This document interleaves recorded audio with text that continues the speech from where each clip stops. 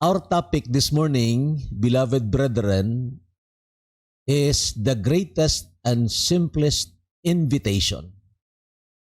Ang napakadakila at napakasimpleng imbitasyon. And you know, makikita nyo ito, very simple ang invitation.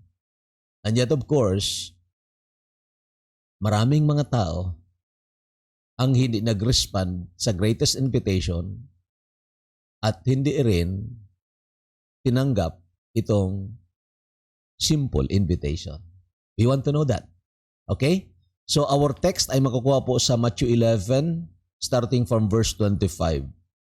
Sabi ng salita ng Diyos, "At that time, Jesus answered and said, I thank you, Father, Lord of heaven and earth, that you have hidden these things from the wise and prudent, and have revealed them to babes.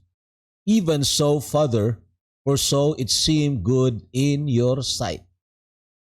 All things have been delivered to me by my Father, and no one knows the Son except the Father, nor does anyone know the Father except the Son, and the one to whom the Son wills to reveal him.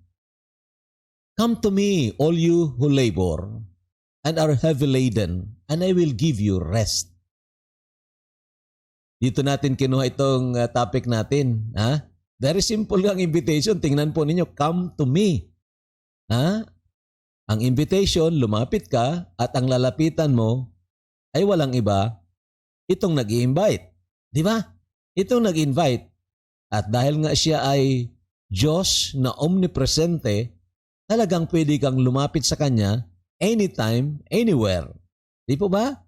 So come to me, all you who labor and are heavy laden, and I will give you rest. Take my yoke upon you and learn from me, for I am gentle and lowly in heart, and so you will find rest for your souls. For my yoke is easy and my burden is light. Ang unang titingnan po natin, mga kapatid at mga kaibigan, the one who is inviting. Tingnan natin itong nag-i-invite sa atin. Of course, alam natin, it's the Lord Jesus Christ. Pero mayroong dalawang bagay lang siguro na titingnan natin sa Panginoong Jesucristo. Bagamat marami, siguro ko hindi tayo mauubusan ng mga titles, descriptions, attributes ng Panginoong Jesucristo. But only two, mga kapatid. The one who is inviting is the creator and owner of all things. Di ba napakadakila nga yan? Ang may-ari, ang lumikha at ang may-ari ng lahat ng bagay ay ini-invite tayo.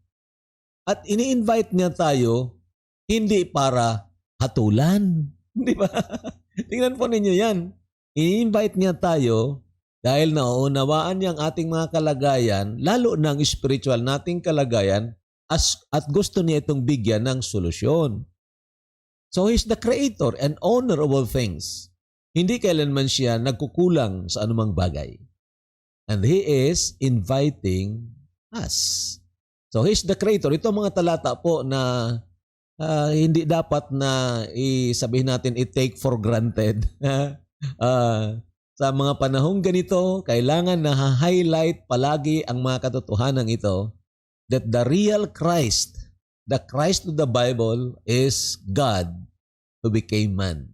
At dito makita natin ito sa verse 1 to 3 ng John chapter 1. Sabi dito, "In the beginning was the Word, and the Word was with God, and the Word was God. He was in the beginning with God. All things were made through Him, and without Him, nothing was made that was made." So, pagsimula ng simula, dating nandyan na ang salita. Kaya nga ang ginamit na linking verb dyan is was. In the beginning was the Word. Pagsimula ng simula, I repeat, dati nang andyan ang salita. At ang salita ay kasama ng Diyos. Pinapaintindi sa atin that there is only one God, three persons. Malinaw naman ito na tinuturo ng Biblia. And the Word was God. That is very explicit na statement. Okay? The Word is God. Ang salita na ito, Diyos. Okay? At ang sumunod na talata, He is now giving us the description that He is the Creator. And He was in the beginning with God. All things were made through Him.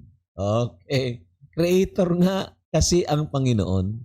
At dahil nga siya ay Creator, alam niya kung ano ang naging kalagayan mo, magiging kalagayan mo, because He is an eternal God. Alam niya kung ano ang dinaanan mo, mga eksperyensya mo, mga eksperyensya natin. Alam niya kahit ng mga damdamin natin at ang mga kaisipan natin. At alam ko na alam din natin yon na dahil sa kasalanan, nasira po ang ating buhay. Kasi yun nga po ang talagang epekto ng kasalanan. Sinisira ang buhay ng sangkatauhan, ang lipunan, magulo, mga pamilya magulo dahil sa kasalanan. Diba? Ganun po yun. Pero remember that this Creator who created us in His own image and likeness, may napakagandang plano sa atin. Kaya kahit na sinira ng diablo at ng kasalanan ang ating mga buhay, pwede pa rin itong ayusin ng eternal Creator. Bakit? Yun nga, is Creator nga siya eh. Di ba? Kung ako ang gumawa ng mga cellphones ninyo na yan, o kung ako ang gumawa ng mga gadgets na ninyo yan, kung masira yan, kaya ko bang ayusin? Of course, yes. Di ba? Kaya kong ayusin kasi ako ang gumawa. Ganon din po ang Creator na ito. Kaya nga, hindi dapat mag-atubili ang sino mang tao na lumapit. Because the one who is inviting us is the Creator and owner of all things. Ito pa sa Colossians chapter 1 verse 16. Tingnan po ninyo. For by Him all things were created that are in heaven and that are on earth. So lahat talaga nilikha ng Panginoon. Visible and invisible, including the angels. Ang iba ay nagrebelde, they become demons. They are all created ng Panginoon as angels. Diba? They are in heaven and earth, visible and invisible, whether thrones or dominions or principalities or powers, all things were created through Him and for Him. Meaning, ang grand design ng Panginoon, ang kanyang nilikha, lahat ito ng kanyang nilikha ay magbibigay kapurihan sa Kanya. It is for Him. And that's why ulit-ulit na pinapaalala natin yan sa bawat isa sa atin na ang lahat ng mga bagay na nilikha ng Diyos, nilikha yan para sa Kanya. Wala nang para sa atin. Di ba? Ganon yun. Kahit ng mga isda, nilikha niya, hindi lang para makain natin. Oo, pwedeng kainin yun. Pero hinulayan pa niya yun para pag nakita natin na maganda, makita natin na ito ay reflection ng kagandahan ng Diyos. So He is not only the Creator, but also the greatest designer for our lives. At sana makita natin ito at may kayat nga tayo na lumapit sa Kanya. And then of course, the second thing about the one who is inviting, He is the only mediator between God and man.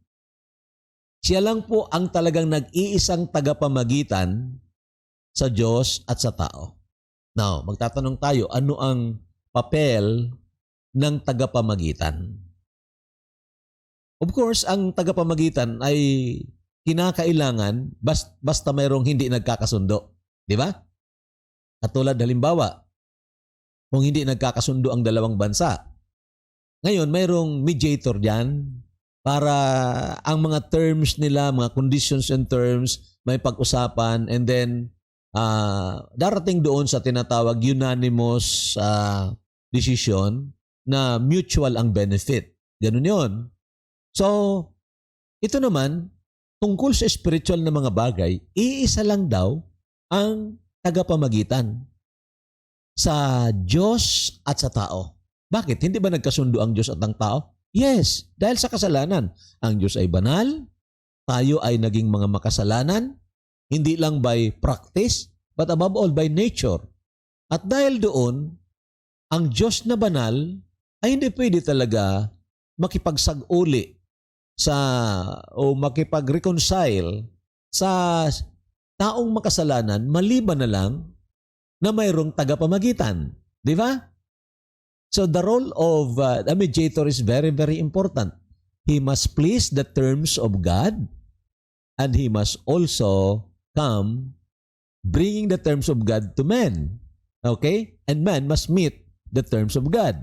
Okay, so basahin po natin ang verse na yan. 1 Timothy chapter 2 verses 5 and 6. For there is one God and one mediator between God and men, the man Christ Jesus, who gave himself a ransom for all to be testified in due time.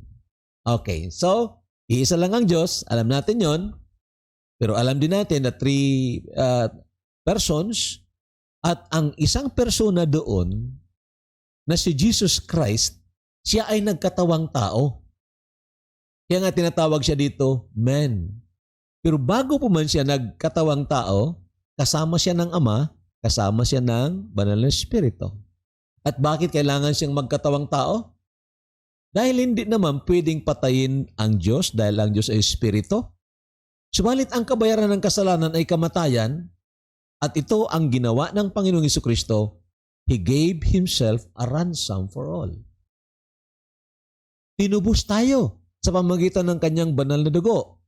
Siya ang pumaritos ng libutan, isinilang sa Berhen, lumaki na walang kasalanan at doon nga sa krus ng Kalbaryo, binayaran ng buo ang ating mga kasalanan. Dahil doon, itong hustisya ng Diyos ay nabigyan ng pampalubag loob. And therefore, dahil siya ay Diyos, pwede siyang lumapit sa Diyos at sabihin niya, ang hustisya mo po ay nasatisfy na. So extend your forgiveness sa mga tao. And then pwede naman siya lumapit sa mga tao at sabihin niya, you have to repent and come through me and you will be reconciled. So, ganun po ang role ng mediator.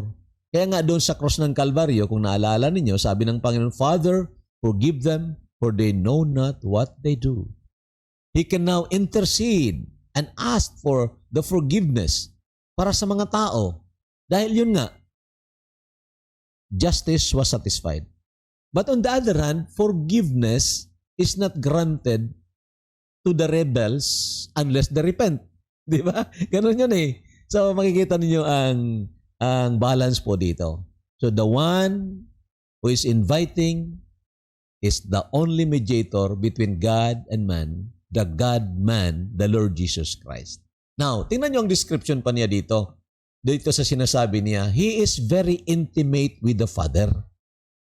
Sabi niya dito, all things have been delivered to me by my Father. So all things have been delivered to me by my Father. And no one knows the Son except the Father. Grabe ha? No one knows the Son except the Father. That is an intimate knowing. Kasi kasama nga siya doon sa triune God as one of the persons. Nor does anyone know the Father except the Son. Grabe yan. That is an intimate relationship. And the one to whom the Son wills to reveal Him. He is very intimate with the Father.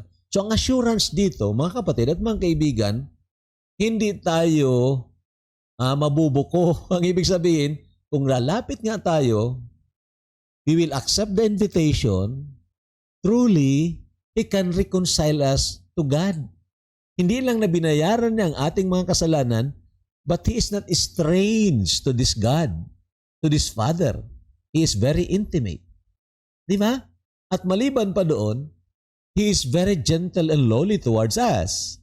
Tingnan po nitong verse na ito, verse 29. Take my yoke upon you and learn from me, for I am gentle and lowly in heart, and you will find rest for your souls. Grabe! Sino pa ang makakapantay sa gentleness and lowliness of heart ng Panginoong Jesucristo? Speaking of gentleness, mga kapatid, that is the opposite of course of cruelty. Di ba? But God is not cruel. Hanggang ngayon nga, Kahit na nagkakasala tayo, hindi agad-agad niya tayo pinapatay. Why? He's giving us a chance. He's very gentle. Hindi siya garapal na Diyos. Kaya sabi na dito, take my yoke upon you. Now, tandaan nyo, my yoke. Ha? My yoke. Ito ang trinabaho na niya doon sa krus ng Kalbaryo. So, I've done it already. Take my yoke upon you and learn from me. Learn from me. For I am gentle and lowly in heart. Grabe mga kapatid. Naalala ninyo na ang Panginoong Jesucristo nang hinuli siya doon sa Garden of Gethsemane na kung saan si Apostol Pedro dinaluhong niya yung isang soldier at hinataw niya, tagpas yung tainga na maaari namang kahit na hindi depensa ni Apostol Pedro, isang salita lang ng Panginoon ay talagang mamamatay yun na mahuhuli sa kanya. In fact, sinampulan niya doon Nang magtanong sa kanya, nang magtanong siya, sino ang hinahanap ninyo? Sabi na, si Jesus na taga Nazareth. At ang sagot niya, I am. Yun lang ang sinabi niya. Bagsakan yung mga sundalo. Di ba? That is the display of God's power.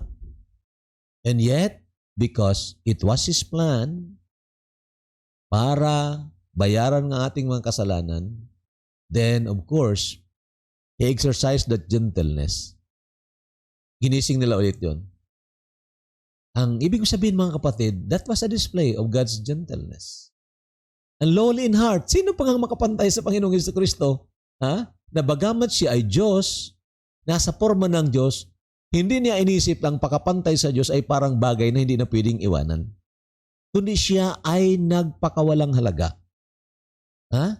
Alam ko na alam niyo yan, Philippians chapter 2. He made Himself of no reputation and took upon Him the form of a servant and was made in the likeness of men. So ito, si Jesus Christ, nobody can really equal His humility. So ngayon, kung titingnan nyo in the aspect of invitation, dahil ito siya ay very gentle, hindi siya cruel, at very humble, and yet very powerful, hindi ba dapat na mag-respond tayo readily? Di ba? With excitement? Pero that was not the case in the real world today. Anyway, the greatest offer. Ang pangalawa, titingnan natin the greatest offer. The greatest offer. Tingnan yung offer. He is offering what man cannot have by his own labor.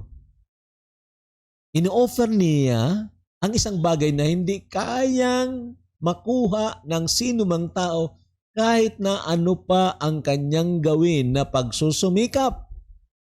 Okay? Tingnan niyo ang verse. Come to me all you who labor and are heavy laden, and I will give you rest. Tingnan nyo, hindi niya nagsabi, come to me, kayong medyo napapagod na, grabe ng pagtrabaho ninyo, at parito kayo at pagbibilhan ko kayo ng kapahingahan. Hindi. I will give. Bibigyan ko kayo ng kapahingahan. Okay? Hindi siya nagsabi, dadagdagan ko ang labor ninyo plus my labor and then makakaroon kayo ng kapahingahan. No? Sabi niya, pagod na kayo sa pagsusumikap? Gusto nyo maging katanggap-tanggap sa akin? Hindi nyo kaya yun. Wala kayong kakayahan para bayaran ang kasalanan na nagawa nyo sa akin.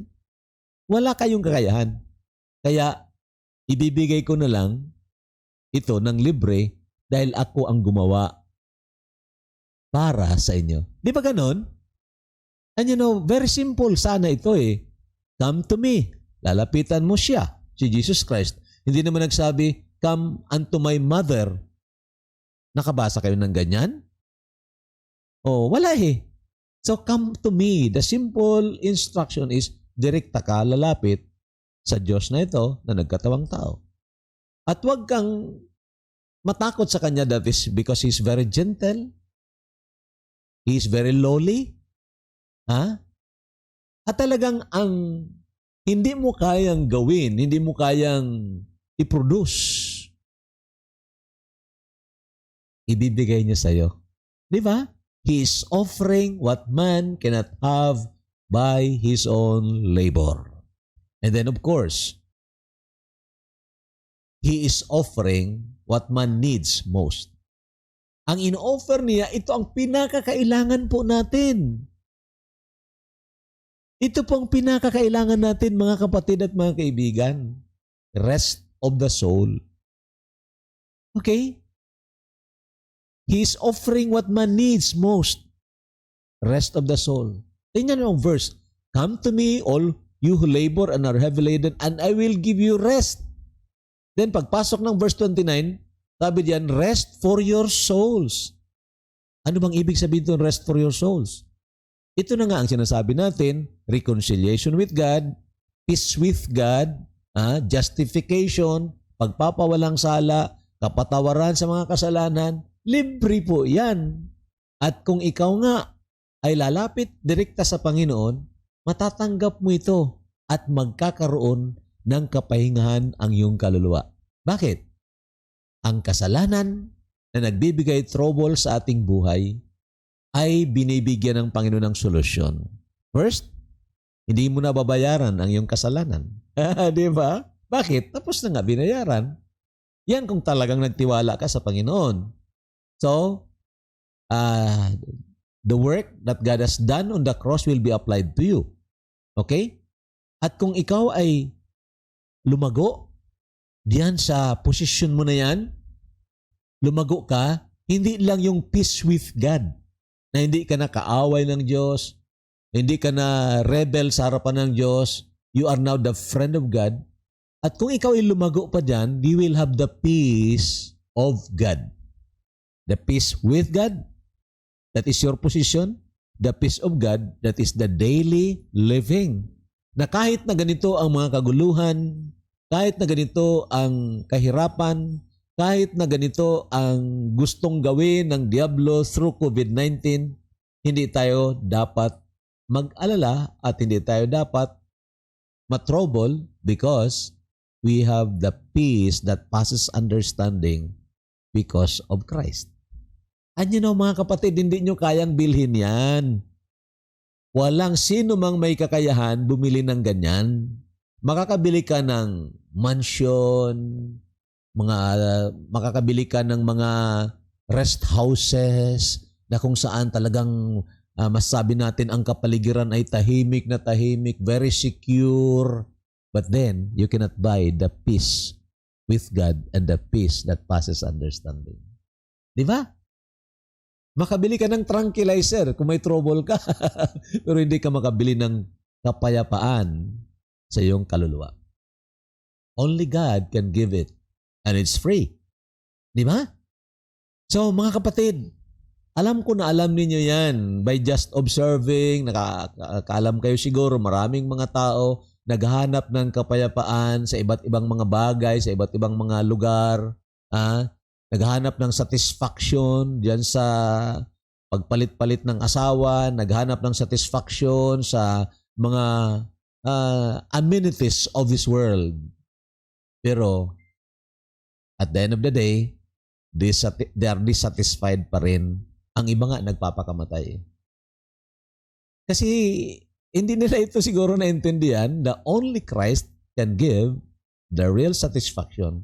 And that's why we ought to come to Him. Okay, so the invited. Ang mga ini-invite naman dito. Ito ang mga ini-invite. All are invited. Wow, kasama pala ako dyan, ha? Kasama ka rin dyan, di ba? And, nakapagtataka nga ito. Dahil hindi naman tayo karapat-dapat, mga makasalanan tayo, hindi naman tayo mga VIP, ika nga. Halimbawa, dito sa Pilipinas, kung saan mataas pa rin ang rating ng ating Pangulong Duterte. Halimbawa, imbitahin tayo ni President Duterte. Lumipas na halimbawa itong COVID-19. At imbitahin tayo ni President Duterte. Sabihin niya, lahat ng mga tao pwedeng pumunta sa Malacanang. Bibigyan ko ng libreng 1 buwan na kapahingahan. Now, of course, alam ko na hindi rin kaya yun ni President Duterte. Di ba? Unang-una, hindi tayo kakasya doon sa Malacanang. Oo. At lalong maging congested dyan ang traffic sa Manila. Pero, alam natin, he is a great person na nag-invite sa atin. Di ba? Great person. And then of course, alam ko rin na kung ang iimbitahin niya, sigurado ako, hindi ako makasama dyan. Bakit? Hindi naman ako VIP. Di ba? Ang iimbitahin niya, yung siguro mga VIP, very important persons, pwede siguro. Halimbawa, dito sa atin, ang governor, si Jesus Cordero, siguro imbitahin niya, ang mayor, imbitahin niya, pero tayo na mga ordinaryong tao, imbitahin, hindi. Pero tingnan po ninyo ang invitasyon na ito. All you who labor and are heavy laden. Grabe. Ha? And can He accommodate us? Of course, yes. Because He is an infinite God. Can He listen to us? Of course, yes. Because He is an all-knowing God. So kaya sabi niya dito, come to me, all you who labor and are heavy laden, I will give you rest. What an invitation. All are invited. Grabe ha? Okay, now, titin natin ang response.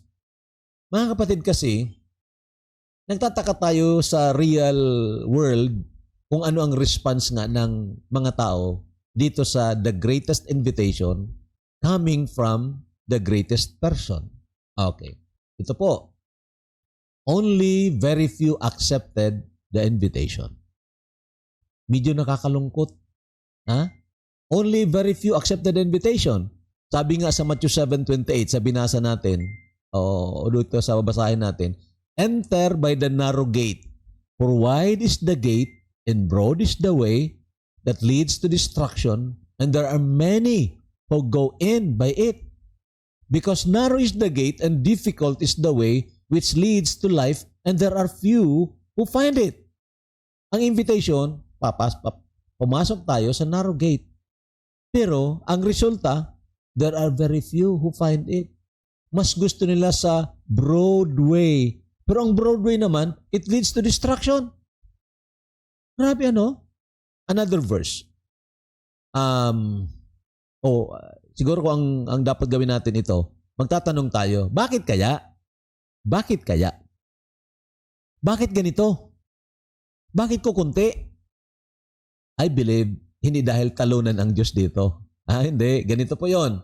I call this Satan factor of deceit. The Satan factor of deceit.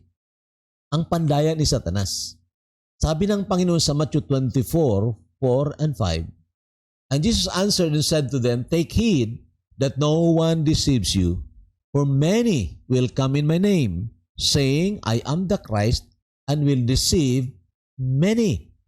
Tingnan nga ninyo, pinapag-ingat tayo dahil may mga deceiver at magdadala sila ng mga peking Kristo. Okay? Tandaan po ninyo, marami yan ngayon.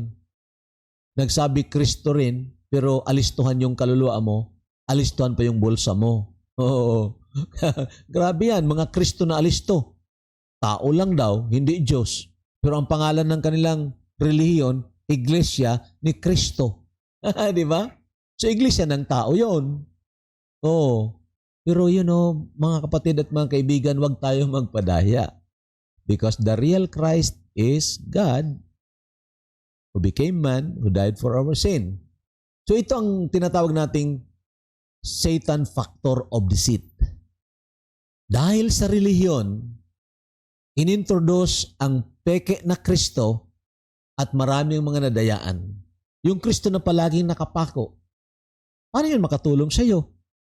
Yung Kristo na palaging maliit, hawak-hawak ng kanyang ina, puno, paano yun makatulong sa iyo? But the Christ of the Bible, tandaan po ninyo, naging tao nga siya, naging maliit nga siya, pero lumaki siya, nagbayad siya ng kasalanan natin sa krus ng Kalbaryo, 3 oras lang doon. Hindi siya natili sa krus.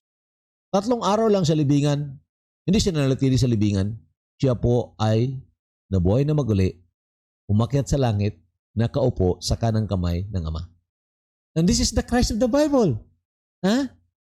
So, dahil sa relihiyon, nadayaan ng mga tao. Maliban pa doon, gumawa pa ng mga pasikot-sikot na mga daan.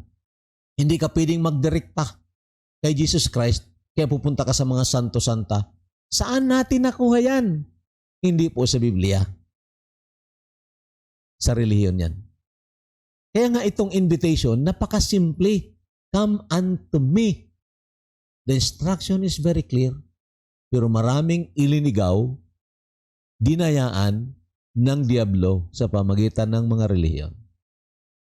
Kaya pinapag-ingat tayo ng Panginoon. The other one is man factor of pride and the love for the world. The man factor of pride and love for the world. Now, Matthew 23:37, tingnan niyo ang verse na ito. O Jerusalem, Jerusalem, the one who kills the prophets and stones those who are sent to her. How often I wanted to gather your children together as a hen gathers her chicks under her wings, but you were not willing. Ang Panginoong Jesucristo ang nagsasalita dito. And maybe He was saying this with a broken heart. Kasi many times, sabi niya, how often I wanted to gather your children. Gusto kayong tipunin, katulad ng pagtitipon ng inahin sa kanyang mga chicks under her wings dahil may danger. But you are not willing. Grabe, ano? Grabe na hambog. I'm not willing. Parang ganyan eh. O parang kaya nila ang kanilang sarili. And you know, makita nyo dito, may free will nga ang tao. Yung mga pinag-usapan kung minsan sa Calvinism, hyper-Calvinism and so on. Mga kapatid, tingnan lang po ninyo yan, mga verse na yan. Okay? So, but you were not willing. I call that as man factor. Verse 19 ng John chapter 3. And this is the condemnation that the light has come into the world. Sino nga itong light who has come into the world? That's the Lord Jesus Christ. Okay? He's the light. He's the truth. And He's the Holy God. And this is the condemnation that the light has come into the world. Pero anong response ng tao? And men love darkness rather than light. So, when this was presented sa kanila about the light of the gospel, the glory of Christ, the glory of His person, men were brought to that threshold of decision, and yet some or many people decided to love darkness rather than light. So makita nyo doon, mas in love sila dito sa mga bagay na makasanlibutan, sa mga bagay na sa kadiliman, mas in love sila dito sa mga reliyon kaysa nagbibigay ng eternal na kapahingahan. And so, ito po ang tinatawag nating man factor. Because of pride and because of love for the world. Ang last is the God factor of holiness, justice, and love. Or we call it the greatest attribute ng Panginoon. These attributes were clearly displayed on the cross of Calvary. Okay? Maliwanag po ito na i-display. The God factor of holiness, justice, and love. Okay, tingnan po natin. Ulit-ulit, pinapakita ko yan sa inyo. The symbol ng naging kamatayan ng Panginoon Jesucristo doon sa cross ng Kalbaryo. At matapos nga niyang bayaran ng ating kasalanan, sumigaw siya, "It is finished." Anong ibig sabihin yan? Ang inosenteng Diyos, the innocent God-man, died for the guilty. He became our substitute. Okay? Siya na walang kasalanan. Diyos na nagkatawang tao, siya ang nagbayad ng kasalanan mo at ng kasalanan ko. Tayo ang dapat napatayin, siya ang umangkin ng kamatayan. He absorbed thoroughly the wrath of God. Ano na mga kapatid, hindi natin kayang unawain ito. Pero that had happened. Nangyari nga po yun. He became our substitute. He died for us. And of course, the demands of God's justice was fully satisfied.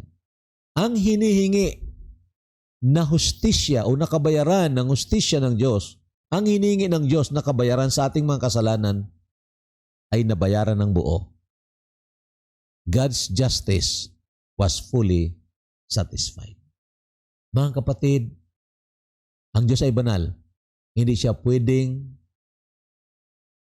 mag-angkin o kaya mag-konsinti ng kasalanan. Ang God is holy, He hates sin. Hindi siya pwedeng umibig sa kasalanan. God is just. He will surely punish sin. Hindi pwede na mag-konsinti ang Panginoon sa kasalanan. And of course, God is love. Kaya itong nangyari sa krus ng Kalbaryo. At sana dalhin nito ng banal na Espiritu sa inyong mga puso. Dalhin nito na makita ninyo, dakila nga ang Diyos na ito ng Biblia. The greatest nga siya, and He is inviting us with His kind of greatest invitation. Now, this is the truth. God is not willing that any should perish. But it's also true, He will not repent for us. Okay? God is not willing that any should perish, but He will not repent for us. Itong verse. Tingnan nyo. The Lord is not slack concerning His promise, as some count slackness, but is long-suffering to usward, not willing that any should perish, but that all should come to repentance. Binayaran niya, tapos na. Ang lahat ng ating mga kasalanan, ang hindi mo kayang gawin, ginawa na niya, at ngayon, ino-offer niya ito, but you must repent. Okay? Sabi ng salita ng Diyos sa Luke chapter 13, 2 and 3. And Jesus answered and said to them, do you suppose that these Galileans were worse sinners than all those Galileans because they suffered such things? I tell you, no.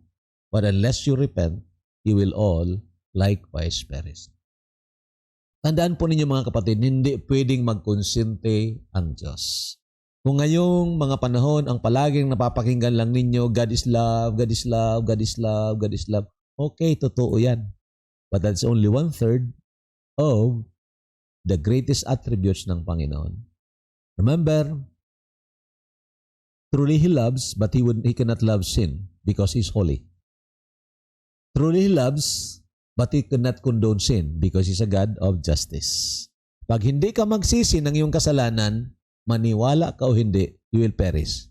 Ito pong sabi ng salita ng Diyos. So, maliban pa doon, ang ugali pa ng Diyos, mga kapatid, He gives grace to the humble. Nagbibigay po siya ng biyaya sa mga humble. Okay? Basahin natin yung binasa natin kanina, Matthew 11:25. At that time, Jesus answered and said, I thank you, Father, Lord of heaven and earth, that you have hidden these things from the wise and prudent and have revealed them to babes. Anong ibig sabihin nito? Nagpapasalamat ang Panginoong Jesucristo sa kanyang Ama dahil itinago daw ito. Anong itinago? Ang katotohanan ito, itinago ng Ama sa mga wise and prudent. Yung mga tao na parang mga matatalino, kuno, at mga maingat daw. Na sa kanilang sarili, hindi nila kailangan ang may magturo sa kanila. Alam na nila yon. Sa kanilang sarili, medyo religious naman sila, maingat sila. Inireveal daw ito ng Panginoon sa mga babes. Anong ibig sabihin ng babes? Mga simple, humble people. God gives grace to the humble. Kaya nga ang taong hambog, hindi yan mag-repent, hindi yan magsisi. They must come to the point wherein they must see themselves as nothing and less than nothing. They must see themselves as the one who has offended a holy God and they deserve justice. Until after, they would not come to that point and they will not seek for repentance. And that's why it's very, very imperative for every pastors, teachers, and soul winners to really emphasize the holiness, the justice of the Lord before emphasizing the love of the Lord. Sana maunawaan po natin ito. So Matthew 11:27, sabi pa ng Panginoon dito, all things have been delivered to me by my Father, and no one knows the Son except the Father, nor does anyone know the Father except the Son, and the one to whom the Son wills to reveal Him. Ang gusto ng anak na ipahayag itong bagay na ito, ang makakaalam lang nito. Anong ibig sabihin nito? Ayaw ba ng Panginoon na malaman ito ng lahat ng mga tao? Hindi. He's not willing that any should perish. Pero paano ito maipapahayag sa mga tao? Paano magsisikat o kaya isisilang ang liwanag? Paano sisikat ang liwanag sa puso ng tao? When there is humility. When there is humility. Because it is contrary to the attribute of God na bigyan ng biyaya ang mga taong hambog. Intindihan po natin yon? Ito ang verse, sabi ng James 4 verse 6. But He gives more grace. Therefore, He says, God resists the proud. Oh, hindi biyaya. Hindi biyaya ang ibinibigay sa mga mahambog. God resists the proud. At sino itong hambog? Ang mga tao na nagsabi, kaya namin. Basta gagawa lang kami ng mabuti, maliligtas kami. Basta palagi lang kami magsimba, maliligtas kami. Magbigay kami ng abuloy, magbigay kami ng ikapo, maliligtas kami. Ganon ang ugali ng tao Trusting themselves and their works. But sabi ng Panginoon? You're proud. Sinasabi ko na hindi nyo kaya, sabi nyo kaya pa rin. You're proud. And God resists the proud but gives grace to the humble. Pero yung mga tao na humble, nagsabi, Lord, habagan mo ako. Hindi ko kaya. Talagang ako'y nagkasala laban sa iyo. Yun ang binibigyan ng Diyos ng biyaya. At paalalang muli itong verse na palagi nating itinatanghal. Ephesians 2:8 and 9. Anong sabi dito? For by grace you have been saved through faith. Through faith. Okay? And that not of yourselves. It is the gift of God. Not of works. Ulit-ulit yan. Not of works. Baka makapahambog pang tao kung dahil mabuti siya, kaya pinaakyat siya ng Diyos sa langit. Ang problema, ang kabutihan niya, may halo na kasamaan. But the point is, God will not contradict His attribute. Attribute of holiness. Na ang proud, He will resist. The humble, He will give grace. Kung akala mo maliligtas ka sa pamagitan ng magagawa mo, makakapaghambog ka nga. Pero it's not. It's not. At sana, nabigyan ito ng liwanag sa inyo mga kapatid at mga kaibigan. God has His greatest invitation. Very simple invitation. Kailangan lang, we must humble down and come to Him. At sana sa mga nanonood ngayon, mga nakinig ngayon, na hindi pa nakatitiyak ng kanilang kaligtasan, ay makita nyo ang inyong kalagayan sa harapan ng Diyos upang sumilang sa inyong mga puso ang liwanag ng Ebanghelyo at talagang lumapit kayo na may pagsisisi sa nag-iisang tagapagligtas na walang iba ang Panginoong Jesucristo. At sa atin na mga nakakilala na sa Panginoon, tunay na mga nakasumpong ng kaligtasan sa pamagitan ng pananampalataya, i-share po natin ito sa mga loved ones po. I-share po natin ito sa ating mga kaibigan. Prayerfully, i-share po natin ito. Maraming salamat po, mga kapatid at mga kaibigan, sa inyong panonood. The Lord bless us all.